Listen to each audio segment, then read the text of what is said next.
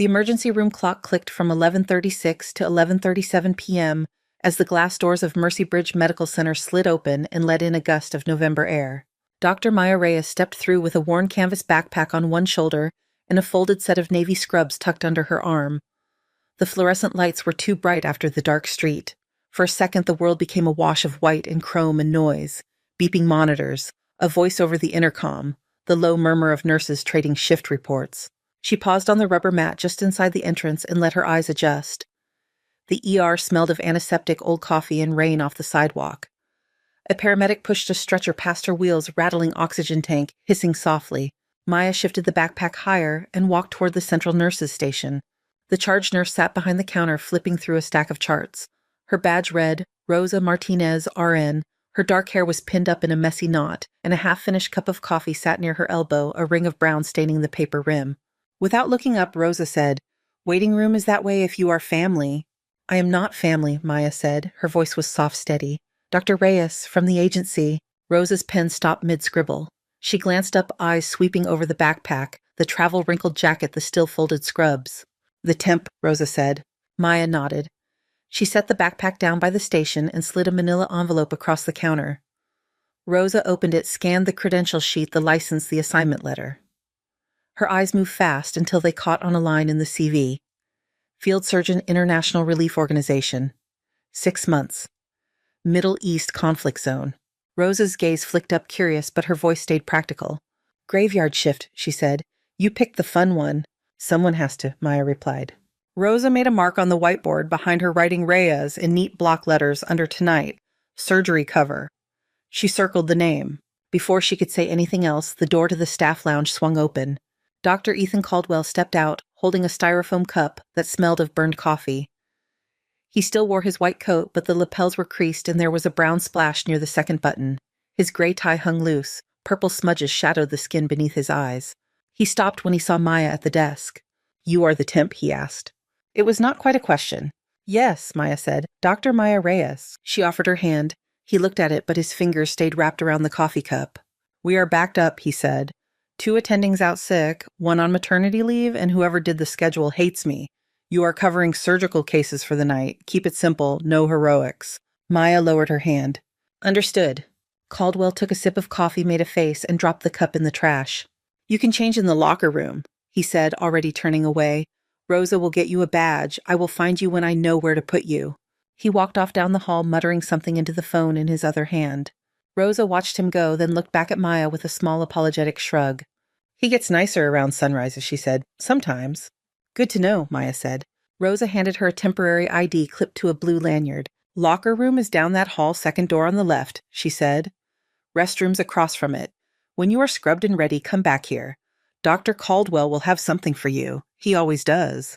Maya picked up her backpack, felt its familiar weight on her shoulder, and followed the corridor past curtained bays and wall-mounted hand sanitizer dispensers. An older man coughed behind one curtain. A toddler cried behind another. The green line on a monitor pulsed in slow, steady waves. The locker room was lit by a single row of fluorescent fixtures. The light hummed quietly. Metal lockers, scuffed and dented, lined 3 walls. A bench ran down the middle. Maya chose an empty locker near the corner and opened it. The metal door squeaked. She set her backpack on the bench and unzipped it. Inside were the same things she always carried: a folded sweatshirt, a small black flashlight with scratches along the barrel, a tattered notebook thick with extra pages taped in. She touched the flashlight for a moment, her thumb resting on the worn rubber switch, then placed it carefully in the locker high on the top shelf. She shrugged off her jacket and caught a glimpse of herself in the narrow mirror by the sink. Dark hair pulled into a low bun. Tired eyes.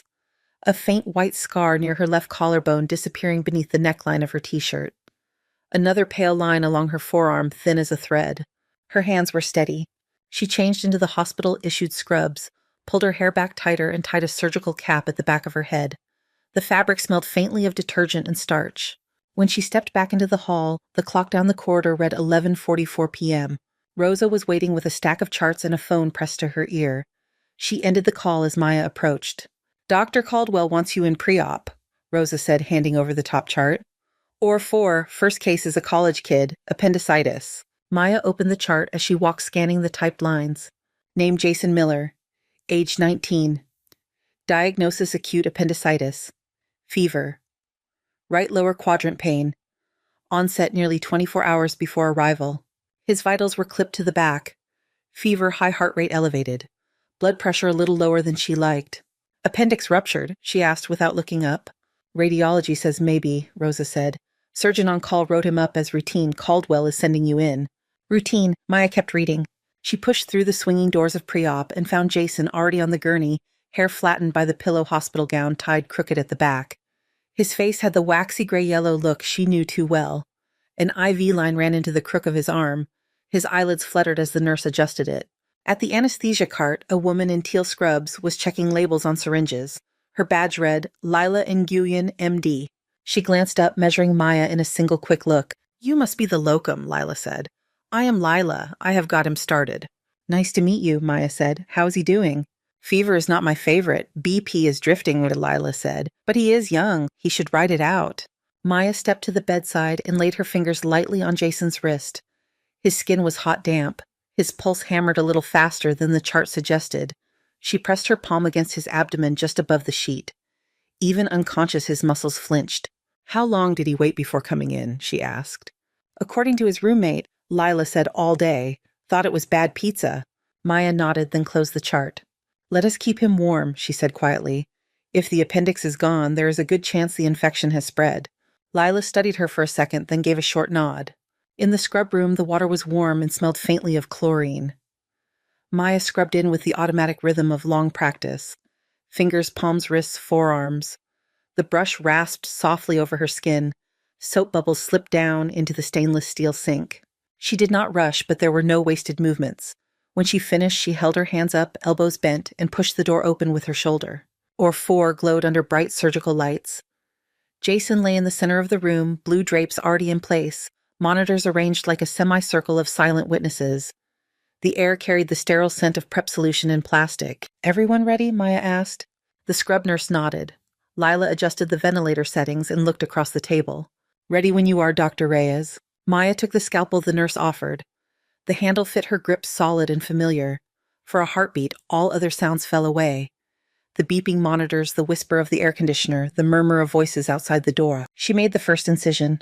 The skin parted cleanly. Beneath the layers of muscle and fascia, the inflamed mess of a ruptured appendix waited. The infection was worse than the report. There was cloudy fluid, the sharp, sour smell of sepsis. Threads of fibrin clung to swollen loops of intestine. Not routine, Lila murmured. Maya did not answer. Her focus narrowed to the field lit by the overhead lamp. Clamp, suction. She moved fast, but not hurried. Each cut opened a path, not a wound. She isolated what remained of the appendix, tied it off, removed it with a single efficient motion. Then she went to work on the damage it had left behind. She irrigated clearing pockets of pus, watching the edges of tissue grow cleaner under the stream.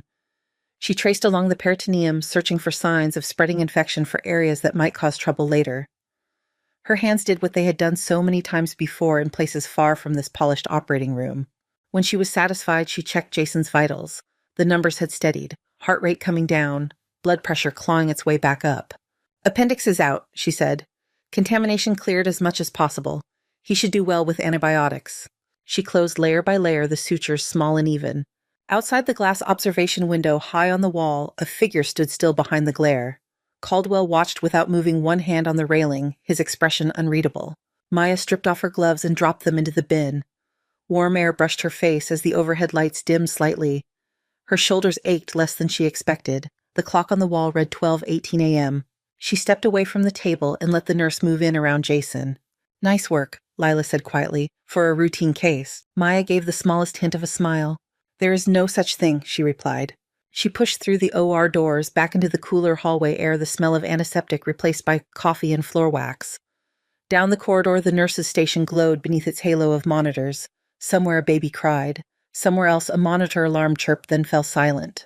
Maya walked toward the light of the station, her temporary badge swinging against her chest, her hands already clean and steady again. The nurse's station glowed under its ring of monitors, a little island of light in the dim corridor. Rosa was there, flipping through Chart's phone wedged between her shoulder and ear. A monitor behind her showed a list of names and room numbers, each line a different story. She glanced up as Maya approached. OR4 just called, Rosa said into the phone. Yeah, he is closing. Vitals stable. She hung up, then looked at Maya more directly. Kid is doing fine, Rosa said. Good job. Thank you, Maya replied. It was simple, but something in Rosa's tone had shifted. There was less distance in it now, less of the automatic skepticism. A younger nurse leaned over from the far side of the station. "They said you finished in under half an hour," she said. "On a ruptured appy, that true." Maya lifted one shoulder. "The timing matters less than the outcome," she said. The nurse grinned. "Still, for a temp, that is impressive." Rosa gave the younger nurse a light swat on the arm with a rolled chart. "Go check on bed 7 instead of starting rumors," she said, but the corner of her mouth was curved. The clock on the wall behind them showed 12:22 a.m. The steady tick of the second hand cut between the beeps and murmurs. Caldwell approached from the far end of the corridor. He had removed his white coat and rolled up the sleeves of his shirt. There was a faint red crease where his watch had pressed into his skin. He held a tablet in one hand, and his stride was purposeful, though a little uneven with fatigue. He stopped a few feet from Maya. "Our report says you opened for routine appendicitis and found a mess," he said. "Kid was septic." "Yes," Maya answered. "He waited too long. The peritonitis was localized enough. Irrigation went well. He should respond to antibiotics." Caldwell regarded her for a moment, his eyes sharper than they had been at the start of the shift. The blunt dismissal from earlier was missing. "You got all of that done in 28 minutes, he said. "That is what the clock says," Maya replied. Silence stretched for a beat. Behind him, a portable X-ray machine rolled past its wheels squeaking. "You made clean planes in dirty territory," Caldwell said. "Not many people manage that." It was as close to a compliment as Rosa had heard from him in weeks. She pretended to flip through another file, but her attention stayed locked on the two surgeons. Maya inclined her head, acknowledging the words without stepping into them. "Do you have another case for me?" she asked. Caldwell drew a breath, looked at the tablet, and tapped the screen. "I was going to take this one to the hole," he said. "But since you are already scrubbed in the system and I have 3 consults waiting, I am reconsidering my life choices." He handed her the tablet. 52-year-old female, gallstones, scheduled cholecystectomy that got bumped from earlier, 3 previous abdominal surgeries, scar tissue like spiderweb. Most folks here convert to open after 10 minutes of fighting. I was planning to do just that. Maya scrolled through the chart. Past surgeries, adhesions, episodes of pain that had dragged on for years. Imaging that showed a gallbladder that looked like a small angry rock. She swiped to the scan images. The familiar gray and black patterns of organs and gas and bone filled the screen. She studied the upper right quadrant, tracing possible adhesion lines in her mind. "Laparoscopic approach is still viable," she said after a moment. Rosa lifted her eyebrows. "Radiology notes say extensive adhesions," Rosa said. "Our last surgeon tried to go in with scopes on someone like her and ended up with a 2-hour open case in a very loud recovery room." Maya looked up from the tablet. "If we plan port placement carefully and take our time with the adhesions, we can avoid a large incision," she stated. "Less pain, faster recovery." Caldwell watched her, searching her face. "You sound very sure," he said. "I know what dense adhesions look like," Maya replied. "I have seen worse with less equipment." There was nothing boastful in her voice, only a quiet statement of fact. Caldwell held her gaze for a second longer, then gave a small nod. "Fine," he said. "Or 2 is free. Dr. Nguyen will follow. Try not to make the night more interesting than it already is." He took the tablet, back-tapped a note into the schedule, and handed her the printed chart Rosa had just pulled. As Maya turned to go, Rosa caught her arm lightly. "If you need an extra pair of hands, coordinating supplies, you ask," Rosa said. "I do not feel like explaining to Mrs. Brooks's family why we kept her waiting another month." "I will let you know," Maya said. She walked toward the OR corridor, the chart tucked under her arm. The overhead bulbs buzzed softly above her. A janitor steered a mop bucket along the far wall, humming to himself. The air here was cooler, tinged with the scent of metal and disinfectant. In the pre-op bay, Mrs. Helen Brooks lay in a hospital gown, glasses folded neatly on the bedside table. Gray streaks threaded her hair. A jagged scar ran north to south down her abdomen. New proof of one of her earlier surgeries. Another horizontal scar rested a few inches above her hip. Her hands worried at the edge of the blanket. "You are not Dr. Caldwell," Helen said as Maya approached. "No," Maya said. "I am Dr. Reyes. I will be doing your surgery tonight." Helen's fingers stilled for a moment, then picked up their movement again. "I was told he usually does the hard ones," she said. "No offense?" "None taken," Maya said. "He has been here a long time." Helen licked her lips. "This is number 4 for me," she said. "They cut me open every time, said it was safer that way. Is it really safe to go in with those tiny cameras like they are planning this time?" Maya pulled a stool to the side of the bed and sat down, so they were at eye level. "Your previous surgeries left a lot of scar tissue," she said. "That makes any approach more challenging. With laparoscopy, if we go slowly and carefully, we can move between the adhesions instead of cutting a big path straight through them. Helen studied her face. And if you cannot, she asked. Then we convert to open like your other surgeries, Maya said. You will be asleep. You will not feel the difference tonight. You might feel it later when you move. But I think it is worth trying the less invasive way first. Helen searched her eyes looking for some sign of uncertainty. Have you done this before? She asked. Yes, Maya said. The images that rose in her mind were not of this hospital. A bare bulb hanging from a cracked ceiling, a metal table that rocked if you leaned on it wrong. Instruments laid out on a cloth instead of a proper tray. But the anatomy had been the same. Scar tissue did not care where it grew. Helen's hands eased their grip on the blanket. All right, she said quietly. If you think it is worth trying, then try. Informed consent is still required, Lila said from the doorway, her tone light. She had changed masks and pulled on fresh gloves. But I will back her up on that plan. Helen managed a small smile. I already signed the papers, she said. I just wanted to know whose hands I was trusting. They are steady ones, Lila said. Maya stood. We will take good care of you, she said. In the scrub room, water rushed over her fingers again. The motions were the same, but the weight of the upcoming case settled differently in her shoulders. The flash of the scan stayed behind her eyes, guiding the map she built in her head. She could see where she wanted the ports, how she could angle her instruments to slip through the webbing inside. Her hands moved through the soap and water without hesitation. Or two already hummed when she stepped inside. The laparoscopic tower stood ready, its screens dark. The scrub nurse checked the trays, counting instruments under her breath. A faint crackle sounded from the cautery unit as it powered on. Good evening again, Dr. Reyes, Lila said from the head of the table. Mrs. Brooks is asleep and dreaming of a beach somewhere hopefully far from hospitals. Let us keep it that way, Maya said. She watched as the blue drapes went up, covering Helen's scars, leaving only the planned field exposed. The old incisions looked pale against the glow of the antiseptic solution. Lines of the past cutting across the present. Port sites marked, she asked. The scrub nurse pointed to 3 small circles drawn on the skin. Maya regarded them, then shook her head. Move this 1-2 centimeters lateral, she said, touching the marker in the nurse's hand. Scar line under there is thicker than it looks. We do not want to fight it from the start. The nurse adjusted the mark without protest. Lila's eyes flicked between the monitor and Maya. You see that from up here? Lila asked. I see it from down there, Maya said, nodding toward Helen's abdomen. Her body tells the story.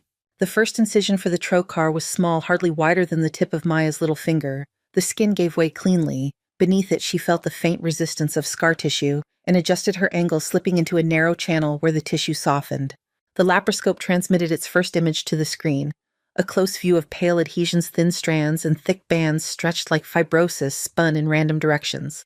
Silence settled over the room. Only the machine spoke. Maya rested her fingers on the handles of the instruments. On the monitor, her movements translated into delicate sweeps of metal inside Helen's abdomen. Hook cautery, she said. The nurse placed the instrument in her hand. Maya began to separate one strand at a time, creating openings, nudging loops of bowel away, exploring for a safe path toward the gallbladder. On the gallery level behind the glass, a shadow moved. Caldwell had taken his place again at the rail, eyes on the monitor, coffee forgotten somewhere outside. The second hand on the wall clock kept circling as the white web in front of Maya slowly gave way, one careful cut after another. On the monitor, the white tangle of scar tissue slowly surrendered to a pattern that made sense. Clear planes emerged where chaos had been. The gallbladder, swollen and mottled, peeked through a narrow opening like something trying to hide. There you are, Lila murmured from the head of the table. Maya did not answer. Her focus stayed on the screen. She eased the fundus of the gallbladder into view, using the grasper like a second hand guiding the first. Each move was small and precise. She freed the organ from its sticky attachments, always watching for a flash of unexpected bleeding, a hint of something vital in the wrong place. Clip a plier, she said. The nurse placed it in her palm. On the monitor, 2 bright metal clips settled onto the cystic artery. Maya squeezed once. The vessel blanched between the jaws. She checked again before cutting. Artery secured, she said softly. Duct next. The duct was shorter than usual, partially hidden in an extra layer of scar, but it was there. Years of inflammation had tried to blur the anatomy. They had not erased it. She clipped and cut, then lifted the gallbladder free, guiding it slowly through the path she had opened. The organ slipped into the retrieval bag, leaving behind a bed that no longer bled. Irrigation, she requested. Clear fluid washed over the liver bed, then drained away, tinted pink at first, then clearer with each pass. No fresh red bloomed. No bile seeped from a hidden tear. "Looks clean," Lila said.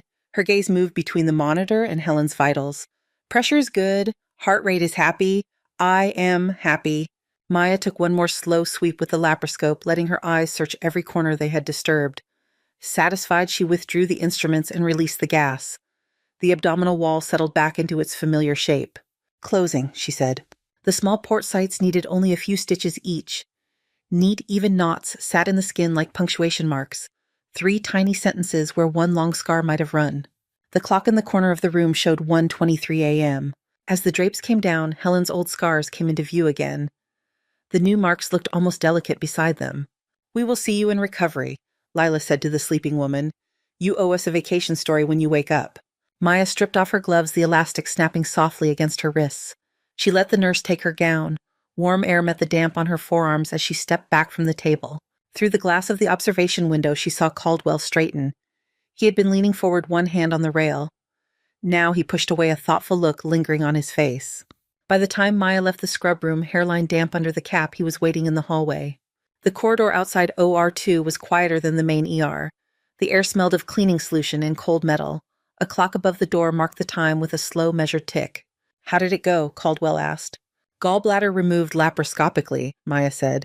"No conversion, adhesions were extensive, but we found a path. Bleeding controlled, no bile leak, she should do well." Caldwell let out a breath that sounded like it had been sitting in his chest for a while. "You made that look easier than it was," he said. "It was not easy," Maya replied. "Just familiar." "In what sense?" he asked. Sound? "In the sense of working with limited margin," she said. "When scar tissue has had years to grow, you cannot bully your way through it. You have to negotiate." He studied her profile. Up close like this, he could see the faint scar by her collarbone and the fine lines at the corners of her eyes that did not fit with the age on her paperwork. "You said earlier you have seen worse with less equipment," he said. "Places you worked before Mercy Bridge." Maya glanced at him, then away, as if weighing how much to give. "Have you ever tried to run a laparoscopic tower off a generator that cuts out every half hour?" she asked. "No," he said. "It teaches you to move quickly without rushing," she said, "and to remember where everything is when the lights go out." There was no drama in her voice, just memory. Caldwell folded his arms, his gaze sharpening. "How long were you over there?" he asked. 6 months, she said. 6 months of war zone cases and improvised power supplies, he said. "That explains some of it." "Some of what?" she asked. He nodded back toward OR2. "The way you handle complications, Oshul," he said. "Most surgeons get tight when things are not textbook. You get quieter, your movements get smaller, but you cover more ground." She looked toward the nurse's station where Rosa was talking into a phone hand resting on a stack of charts. "I had good teachers," Maya said. She did not elaborate. Caldwell did not push. He checked his watch out of habit. The marks from the band were still faintly visible on his skin. "You have been on since 11:30, he said. 2 complex cases back to back. You need a break." "I am fine, Maya." "No, since," Maya said. "You still need a break," he replied. "Go get some water. Sit down for 10 minutes.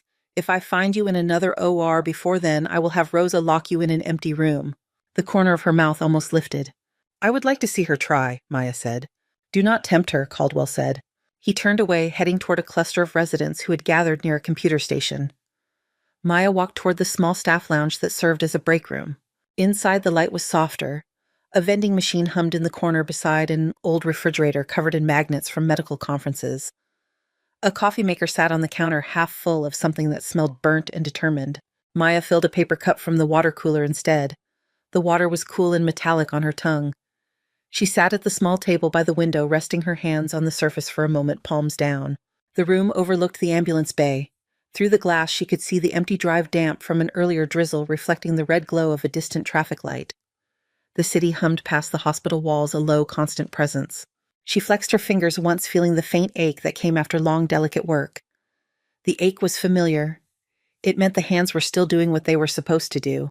The door opened and Lila slipped inside, pulling her mask down to her neck. "I thought I would find you hiding in here," Lila said. "I was ordered to hydrate." Maya said. "By Caldwell," Lila asked. "Oh," aloud. Maya nodded. "He must be impressed," Lila said, crossing to the counter for her own water.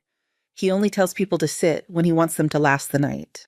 "He has a way of expressing concern that sounds like a threat," Maya said. "It is part of his charm," Lila said dryly. She sat opposite Maya, cradling her cup between both hands. That was beautiful work in there, Lila said. I have seen surgeons half his staff refuse to even try lap on a patient like Mrs. Brooks. She has had enough big incisions, Maya said. If we can spare her one, we should. Lila watched her for a moment. He said you worked overseas, Lila said. Field surgeon. For a while, Maya said. Must have been intense, Lila said. Maya took a sip of water. There was less paperwork, she said. Lila laughed softly. I will give you that, she said. Before she could ask anything else, the loudspeaker crackled to life overhead. The calm recorded voice was replaced by a live one a little breathless. Attention! Incoming trauma alert. Multi-vehicle collision on Interstate 95. 3 critical patients estimated arrival in 10 to 12 minutes. All available trauma staff report to the emergency department. The words hung in the air for a second after the announcement clicked off. Lila set her cup down, the bottom thudding softly against the table. So much for your 10-minute break, she said. Maya stood tossing her empty cup into the trash.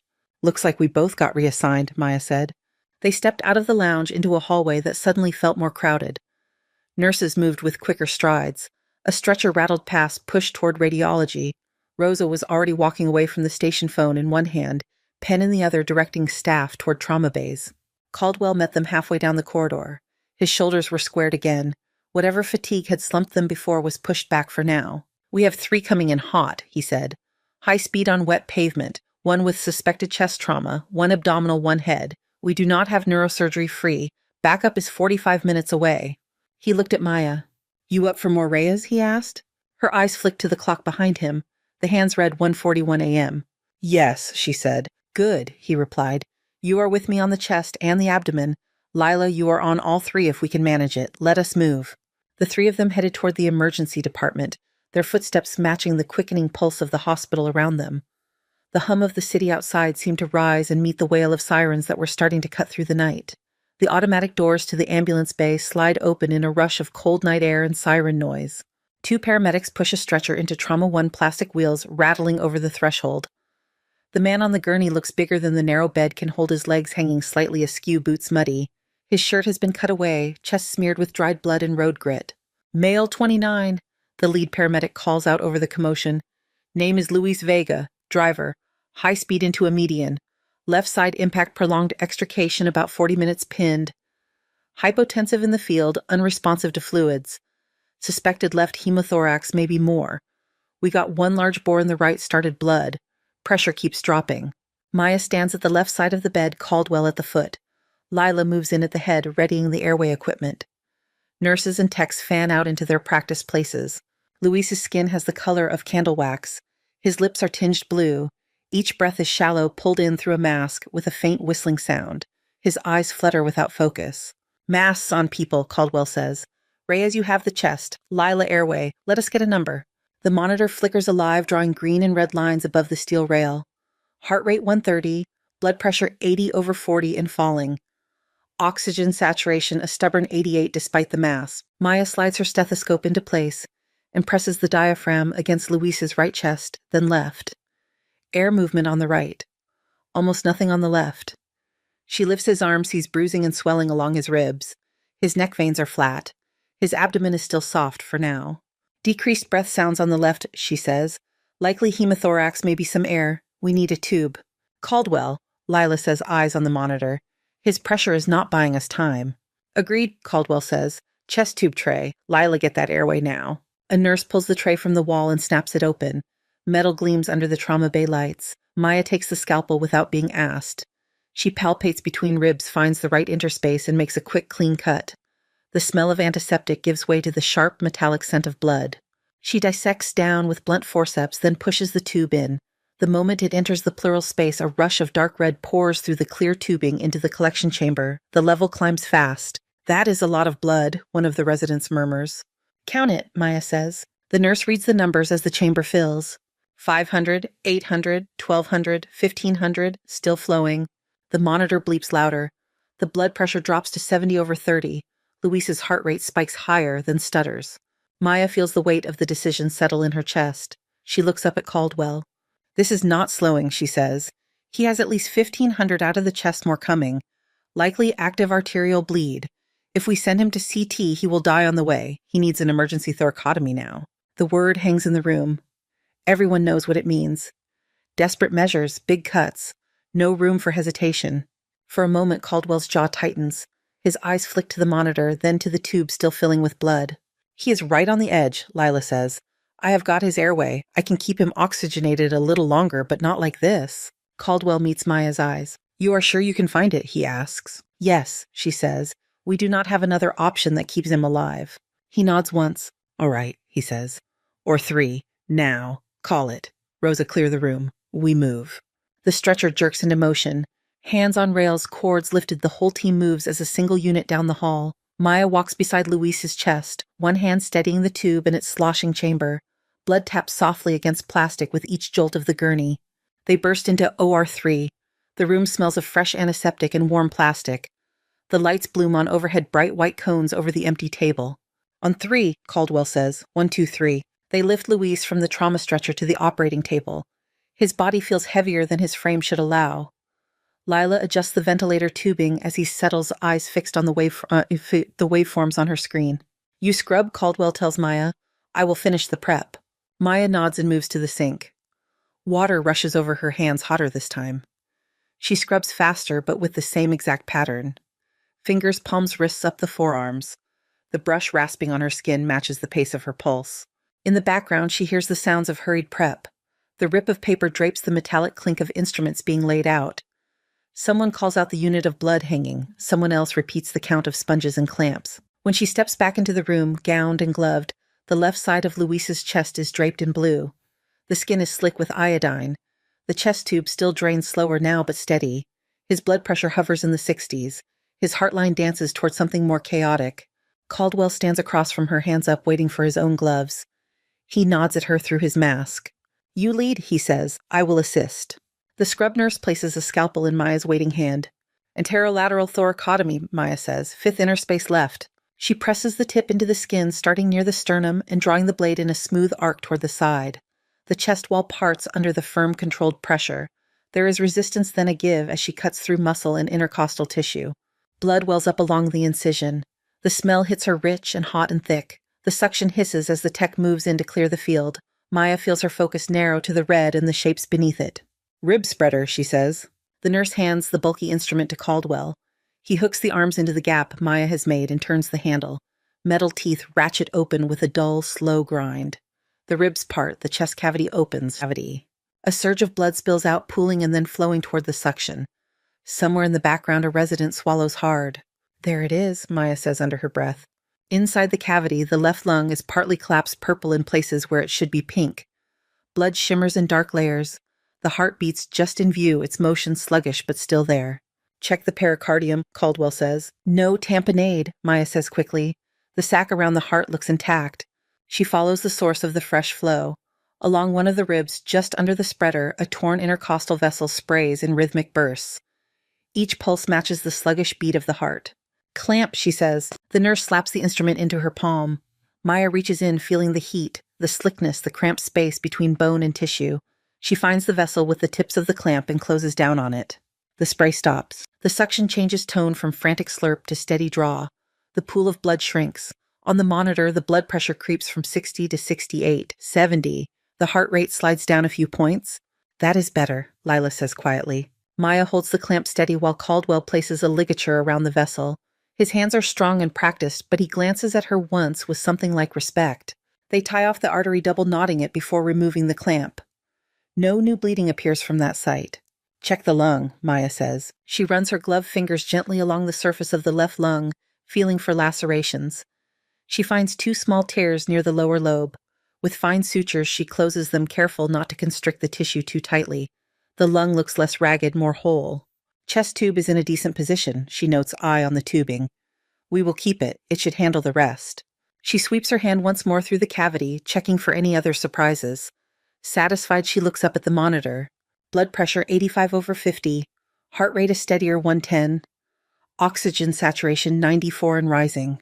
Luis's face still looks pale, but there is a little more color at the edges of his lips. Stabilizing, Lila confirms. He is not winning any races, but he is moving in the right direction. Pack and close, Caldwell says. They place a few sponges to keep gentle pressure where it is needed, then begin to approximate the ribs. The retractor comes out with another slow grind of metal. Maya closes muscle and skin in layers, leaving enough room in the plan to explore again if he starts to bleed later, but tight enough to protect him. By the time the last stitch is tied, the clock on the wall reads 2:49 a.m. Maya steps back. Her shoulders ache now more than before. A thin line of sweat cools at the base of her neck. She peels off her gloves. Her hands are marked faintly red at the wrists from the pressure of the cuffs. "Get him to ICU," Caldwell says. His voice holds something new, a note of relief that matches the numbers on the monitor. Continuous monitoring. Keep the blood warm and the family updated. The team moves into motion again, reversing the earlier steps. Lines, secured tubes tape the ventilator switched back to transport mode. The stretcher appears at the side of the table, ready to receive him. As they transfer Louise, Maya catches a glimpse of his hand dangling off the edge for a moment. It looks large and calloused, stained near the nails. Someone tucks it back onto the mattress under the blanket. Then he is gone, rolled back through the doors and toward the elevators. The room quiets. Only the hum of the vents and the soft buzz of the lights remain. The smell of blood lingers under the antiseptic. Caldwell pulls off his own gloves and drops them in the bin. He looks at Maya across the table. "That was the right call," he says. He says, "You saved his life in there?" "I did my job," she says. He studies her face as if trying to reconcile the calm tone with what he has just watched. "Rosa is paging us," Lila says from the doorway. Her mask hangs at her neck, her hair frizzed slightly from sweat. "Second trauma is here. Abdominal. It looks bad." The clock over the door ticks past 2:51 a.m. Maya breathes in the metallic air, once lets it out, and turns toward the hall. The hospital has not slowed.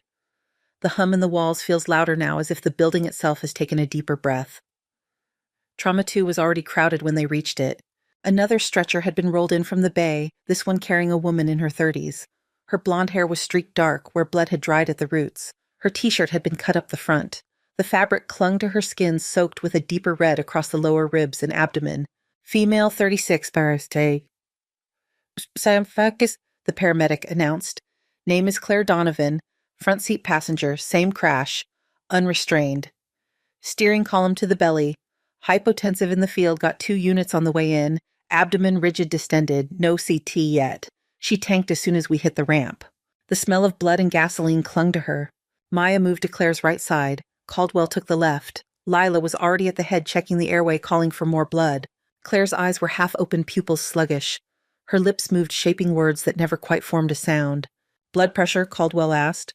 74/30, a nurse said. "Heart rate 140, cool extremities. She is not perfusing." Maya lifted the edge of the sheet. The abdomen was swollen, the skin taut and shiny. Purple bruises spread like storm clouds across her flanks. When Maya placed her palm on the belly, there was no give, only hard resistance. "She is bleeding into her abdomen," Maya said. "A lot." Caldwell nodded once. "Fast?" he asked. "Positive in Morrison's pouch and pelvis," the resident with the ultrasound said. His voice shook a little. "There is free fluid everywhere." "No CT," Maya said. "She will not survive the trip." "I agree," Caldwell said. He looked at Lila. "Can you keep her with us?" "I can try, fuck'ems," Lila said. Her hands moved quickly, adjusting drips, calling for vasopressors and more blood. "She's on the edge." Caldwell turned back to Maya. "She needs an immediate laparotomy," he said. "We are out of time for discussion." Maya met his eyes. "I will take it," she said. There was no hesitation in his reply. "Or one," he said. "Move her." The team swung into motion. Hands gripped rails. Lines were kept clear. The stretcher rattled down the hall, bumping slightly over thresholds. Maya walked beside Claire's abdomen, one hand resting lightly on the sheet, feeling the unnatural firmness beneath. The corridor seemed narrower, the lights harsher. Somewhere down another hallway a phone rang without being answered. In OR1. The staff worked with a speed that came from habit. The table was ready, the instruments laid out like notes in a familiar song. The smell of antiseptic fought with the copper tang that followed Claire in. "On 3, Caldwell said. 1, 2, 3. They lifted her to the table. Her skin felt lighter than Luis's, but there was a heaviness all its own in the way she did not respond to the move. "Reyes scrub," Caldwell said. "We do not have minutes to waste. Lila, keep her heart beating." Maya moved to the sink again. The repetition did not dull the urgency. Water soap brush. The pattern was the same, but her mind was already at the table, tracing the incision she needed to make planning the first packs. Inside the room, she could hear Lila's voice calm and firm. "Pressure is 60/20. Get me the next unit ready. Push calcium. I want warm blood in her, not ice." When Maya stepped back through the door, gowned and gloved, Claire's abdomen was already painted yellow, with antiseptic from chest to pelvis.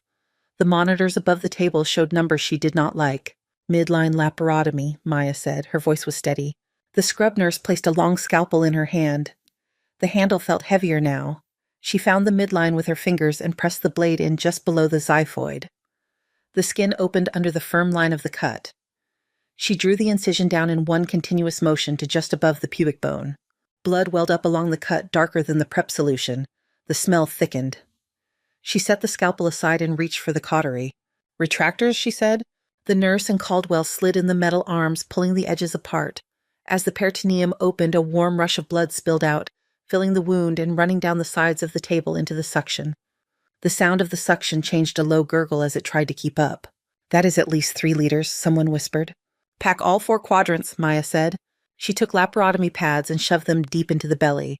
One to the right upper quadrant, one to the left, one down into the pelvis, another across the mid-abdomen. Her hands moved fast, disappearing almost to the wrist in the cavity. "Get me more," she said. The nurse passed them.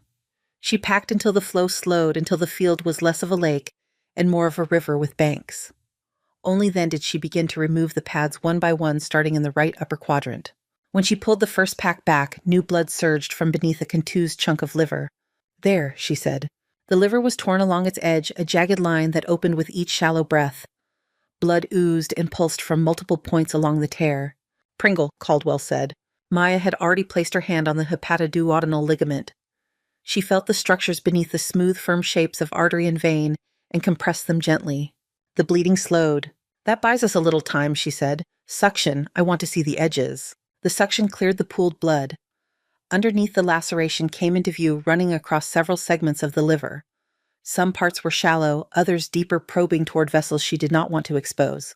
"She hit hard," Caldwell said. "She's still hitting," Lila said grimly. "Pressure 55/20. I need you to give me something to work with."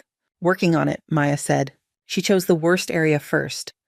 With a fine needle, she began to place deep stitches looping through the liver tissue to bring the edges together. Her hands were firm but gentle. Too much force and the fragile parenchyma would tear. Too little and the bleeding would continue.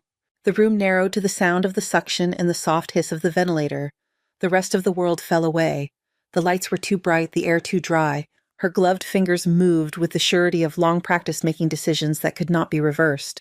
As she tied each knot, she watched the oozing slow then stop. Where the sutures were not enough, she laid small pads and pressed, letting the liver show her what it needed. "Pressure is creeping up," Lila said. 60, 65, keep going." They removed the packs from the left upper quadrant. The spleen was bruised, its capsule stretched but mostly intact. A small tear along the edge oozed slowly. "Spleen is injured but not shattered," Maya said. "We can salvage." With more sutures and a few well-placed pledgets, she coaxed the bleeding to a halt there as well. In the pelvis, the packs came out tinged but not soaked. No obvious large vessel bleed. The small bowel had a few contusions, one small mesenteric tear that she repaired with quick stitches. Each fix added up a tally against the blood spilled earlier. "How is she now?" Maya asked without taking her eyes off the field. 75/40, Lila said. "Heart rate down to 120. She is not out of the woods, but she is no longer free falling." Maya released the compression on the portal structures, slowly watching the liver with almost physical attention. A little oozing resumed along one edge. She added another stitch, another gentle press. The oozing slowed again. They irrigated the abdomen. The fluid came back tinged but not fresh red. "No ongoing major hemorrhage," Maya said. "We can leave some packs near the liver for added support. They can come out later." "Agreed," Caldwell said. His voice held real approval now. "You turned a disaster into something survivable." Maya did not answer. Her hands were already closing the fascia needle, moving in a steady rhythm down the length of the incision. The skin followed, brought together with a careful, efficient line of staples. The clock on the wall read 3:38 a.m. Her shoulders burned. Her lower back ached. A bead of sweat ran down between her shoulder blades, trapped under the gown. She stepped back only when the last staple clicked into place. "Get her to ICU," Caldwell said. "Blood products close monitoring. She bought herself another chance." The staff moved in around Claire. Lines were secured. The ventilator tubing was adjusted. Someone smoothed her hair back from her forehead, wiping away dried blood with a gloved thumb. As the stretcher rolled out, Maya watched it go for a moment. Then she peeled off her gloves. Her hands inside were pale, the skin wrinkled from repeated scrubbing. They trembled slightly at the fingertips. She flexed them once slow until the tremor faded. The room felt suddenly too quiet. The overhead speaker crackled. Rosa's voice came through, clipped and tight. Dr. Caldwell, Dr. Reyes, we need you back in the emergency department. Third trauma patient is here. 16-year-old male, severe head injury. CT shows acute subdural hematoma with midline shift. Neurosurgery is still scrubbed in upstairs. Backup is 45 minutes away. Caldwell and Maya exchanged a brief look. There was no time to name the fatigue in their faces. Let us go, Caldwell said. They stepped out into the hallway again. The lights seemed harsher now. The clock outside OR 1 showed 3:41 a.m. The second hand kept moving indifferent. The hum of the hospital wrapped around them as they walked toward it. Trauma 3 was colder than the others. The curtains were half drawn when Maya and Caldwell walked in. A boy lay on the stretcher neck in a collar head, wrapped in gauze that had already turned rusty near the temple. His hospital bracelet was too big for his wrist. It slid back and forth when the nurse checked his pulse. 16-year-old male, Rosa said at their shoulders. Name is Noah Price. Rear seat no belt, thrown forward, lost consciousness at the scene, GCS 6 on arrival, pupils unequal. We got a CT before he crashed too hard. She held out a film jacket and a printed report. Caldwell took them and flipped them open. Grainy images stared back. Blood pooled along one side of the brain, a crescent of white pressing the darker tissue inward. The center line of the brain was shifted far from where it belonged. Acute subdural, so Caldwell said. Significant midline shift, brainstem compression. Noah's chest rose and fell under the ventilator's rhythm. Each breath sounded louder than it should in the tight room. Neuro is scrubbed in upstairs, Rosa said.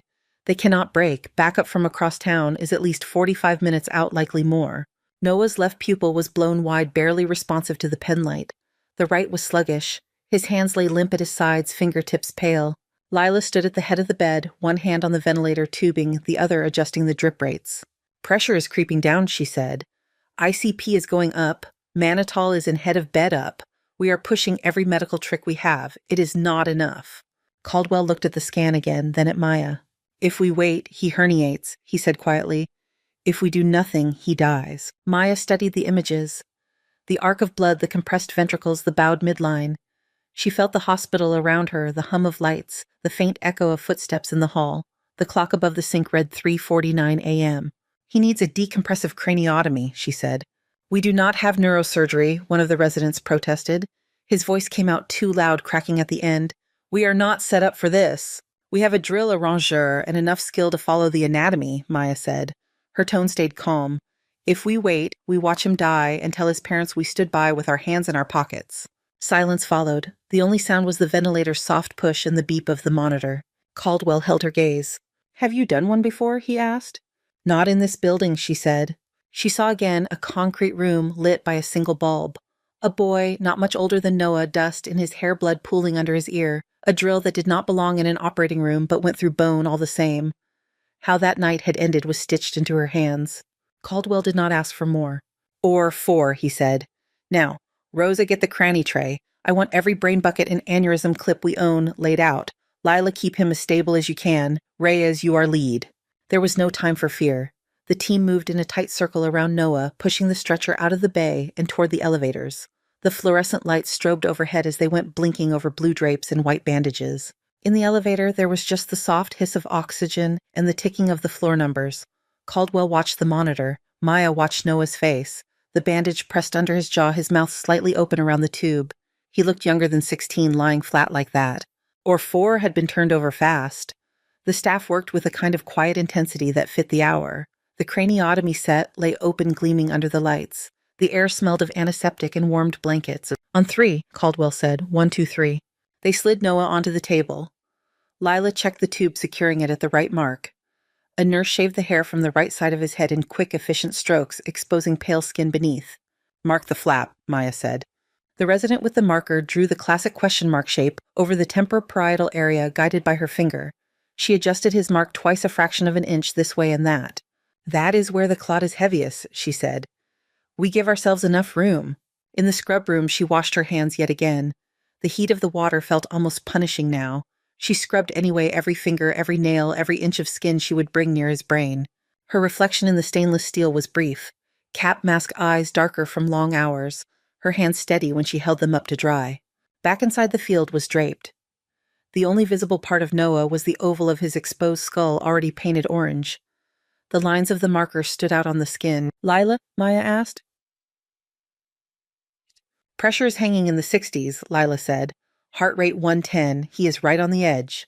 Then we move, Maya said. The scrub nurse placed the scalpel in her hand. Maya incised the skin along the inked line, cutting through scalp rich with tiny vessels. Blood rose in quick beads. The nurse dabbed them away with gauze and applied small metal clips to the edges. She dissected down to bone, exposing the pale curve of skull. The air changed. It felt closer, heavier. Cranial perforator, she said. The drill whirred as the nurse tested it, then placed it into her palm. The sound was higher pitched than the drill she had used overseas, but the feel of it in her hand was the same. Maya positioned the tip at the first point along the flap. She centered it, braced her wrist, and squeezed the trigger. The vibration traveled up her arm. Bone dust, fine and white, collected along the edges. The built-in safety released as the bit broke through into the space beneath the sudden lack of resistance, shifting the tone. She lifted the drill away. 1, the nurse said, marking it on the count sheet. 3 more burr holes followed in an arc. Each time the whine of the drill rose and then dropped as it reached the diploic layer, and then the inner table. Each time white dust smeared against orange skin. Rangeur, Maya said. With careful bites, she connected the holes, turning 4 points into a single bone flap. A thin line opened between skull and dura. She eased the flap free, lifting it away and handing it off to the waiting nurse. Beneath it, the dura bulged purple and tight. ICP is high, Lila murmured. Maya made a small incision in the dura. It split. Dark, partially clotted blood rushed out thick and heavy, spilling over her gloves and down into the suction. The brain beneath relaxed, the bulge subsiding a few millimeters. The monitor chirped. Blood pressure edged up a notch. Heart rate slid down 2 points. Pupils, Caldwell asked. Left is still slow, but it is reacting a bit more, the resident at the head of the table said. Maya widened the dural opening, letting more clot escape. She scooped it gently with a small spoon, guiding it toward the suction. Behind the clot, she saw the pale surface of the cortex, less compressed now, but still tight. A bright red well appeared at the edge of the field, pulsing in a way that did not match venous ooze. There, she said, middle meningeal. Coagulation, the nurse said, handing over the bipolar. Maya touched the fine tips to the bleeding point. The current hummed softly. The red flicker dimmed, then went dark. She waited a heartbeat, watching for any renewed surge. None came. Bleeding controlled, she said. They irrigated the field with warm saline. The fluid ran clear. The brain rose slightly toward the opening, but not as angrily as before. It seemed to breathe again. ICP is down, Lila said. There was relief in her voice she did not try to hide. Blood pressure 90/50, heart rate 95, oxygen is good. Maya placed a dural substitute patch over the gap, leaving room for the swollen brain to expand. She did not replace the bone flap. Instead, she secured it in a sterile pouch to be dealt with later. Leave it off for now, she said. He needs the space. They closed the scalp over the opening, bringing the skin together over the soft curve beneath. Staples clicked along the incision, bright silver against pale skin. When the last one was in place, Maya stepped back. She looked at Noah's face. It was still more peaceful than it had been in the trauma bay. His chest rose and fell in smooth mechanical rhythm. Get him to neuro ICU, Caldwell said. Slow transport. Watch the lines. The team set about their tasks. Monitors were rearranged. The ventilator was switched to portable. The bed was raised, then unlocked. As they began to wheel him away, Maya reached out and briefly touched the back of his hand where it lay on the sheet. The skin was warm. His fingers twitched once, barely more than a ghost of movement. Then he was gone through the door, swallowed by the corridor. The room emptied. The hum of the overhead lights filled the space where voices had been. The clock on the wall showed 5:07 a.m. Maya peeled off her gloves. Her hands were damp and flushed. Red indentations circled her wrists where the cuffs had pressed. She flexed her fingers again. The ache ran deep, now settled into bone and tendon. Caldwell stood at the far side of the table, mask hanging at his throat. He watched her for a moment, something heavy and complicated in his expression. You just did work I usually see at a university neurosurgery conference, he said, without a neurosurgeon in the room. I did what was needed, she said. Where did you learn that? He asked. She wiped at a streak of bone dust on her sleeve that the scrub nurse had missed. Some places do not have subspecialists, she said. You either learn quickly or you watch too many young people die. His jaw moved as if he was about to say something else, then stopped. He let out a breath instead. 3 critical traumas, 2 complex abdomens, 1 chest, 1 brain, and an infected appendix in the middle, he said. Most surgeons would be on the floor by now. I have sat down at least twice, she said quietly. He almost smiled. Go write your notes before you forget the details, he said. Then get some air. Sun rises in less than an hour. It is almost a different planet out there. She nodded once and left the room. The corridors were calmer now. The frantic edge had worn off, leaving a hum of steady work in its place. An orderly pushed a cart of fresh linens. A resident leaned against a wall, eyes closed, coffee cooling in his hand. At the nurse's station, Rosa sat with 3 charts open in front of her. She looked up as Maya approached. "ICU called on your patients," Rosa said. "The kid from the Appy is sleeping. Mrs. Brooks is groggy and complaining, which is a good sign for her. Luis and Claire are both still critical, but the numbers are better than when they rolled in." "And the boy, Maya?" Maya asked. "Noah," Rosa said. "He is holding. That is what they said, holding." Their eyes met for a second over the stack of paperwork. "You did something tonight," Rosa said. Her voice was softer than usual. "A lot of somethings." Maya lowered her gaze to the blank operative reports waiting on the counter. "There is still documentation to do," she said. Rosa almost laughed. "Of course," she said. "Heaven forbid the paperwork rests." Maya filled in the forms. Black ink on white paper, measured exact. No drama, only facts. Incision lengths, estimated blood loss. Steps taken. Complications avoided. Each report told the story in a flat voice that did not match the feel of blood under her hands or the weight of the choices in the room.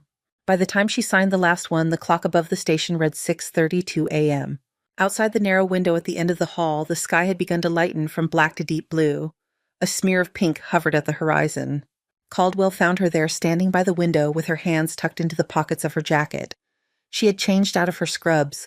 Her hair was down damp where she had splashed water on her face. "Rounds will be interesting today," he said. "I imagine so, Shikawae." She replied.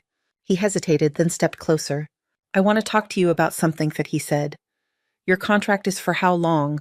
"Just tonight," she said, "a single shift." "Then the agency is about to get a very long call from me," he said. "I want you on staff, not as a temp, not as backup, as part of this place." She turned her head, studying his face as if she were assessing another patient. "This hospital has its own people waiting for more hours," she said. "Residents hoping for attending spots, fellows lining up for contracts. They did not do what you did tonight," he said. "You belong in an operating room, not bouncing from hospital to hospital like a rumor." Maya looked back out the window. A delivery truck rolled into the side lot, headlights dim in the growing light. "I am not sure I belong anywhere," she said gently. He opened his mouth, then closed it again, pushed his hand through his hair, leaving it more rumpled than before. "At least stay long enough for me to make the offer properly," he said. She did not answer. A call came over the overhead speakers summoning him by name to the ICU for morning rounds. He looked toward the sound, then back at her. "I have to go," he said, "but I will find you after. Do not disappear on me." "I will finish up here," she said. He left his steps already speeding toward the next task. When he returned to the station an hour later, the sun was up. Pale light filtered through the high windows, softening the sharp edges of the monitors and the counters. Rosa was still there, but the chairs around her were filled with new faces, day shift nurses taking reports. Maya's name remained on the whiteboard, but a small line had been drawn through it in red. "Where is she?" Caldwell asked. Rosa glanced up. "Who?" she said. "Reyes," he said. "Dr. Reyes, the agency surgeon. Where is she?" Rosa nodded toward the far end of the hall. "She signed out 30 minutes ago," she said. "Left this for you." She held up a folded piece of paper. Caldwell took it and opened it. In small, neat handwriting it read, "Thank you for the opportunity to work with your team. They are very good at what they do. Take care of them. M. Reyes." No contact number, no forwarding address, no demand, just that. Caldwell looked toward the automatic doors at the end of the corridor. From here he could see only a slice of the world beyond. Morning traffic moved past headlights fading in the new light. A person in a gray jacket crossed the driveway, head bowed against the chill, then turned the corner out of sight. He folded the note and slipped it into his pocket. Behind him monitors beeped. Voices rose and fell. Somewhere a patient laughed weakly at something a nurse had said. The hospital carried on its rhythms unchanged, but the night left a trace in its walls. Caldwell picked up the first chart from the stack and turned toward ICU hands already reaching for the next life that needed tending. Thank you so much for listening to today's story. If this story resonated with you or made you reflect, I'd love to hear your thoughts, so feel free to share them in the comments below. And don't forget to like, subscribe, and hit the notification bell so you won't miss the next story.